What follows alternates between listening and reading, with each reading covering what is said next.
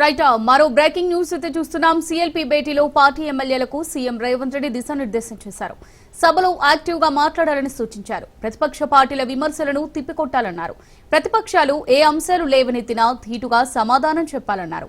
సభలో కొత్త సభ్యులు యాక్టివ్ గా ఉండాలని, ప్రతిరోజు సభకు హాజరు కావాలని సూచించారు. సభలో వ్యవహరించాల్సిన విధానంపై ఎమ్మెల్యేలు ఎమ్మెల్సీలకు సీఎం సలహాలు సూచనలు చేశారు.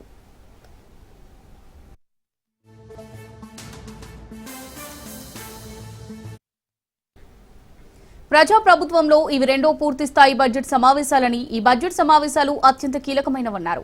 15 నెలల్లో ప్రజాప్రభుత్వం చేపట్టిన కార్యక్రమాలపై పూర్తిగా చర్చించుకునేందుకు ఈ సమావేశంలో అవకాశం ఉందన్నారు.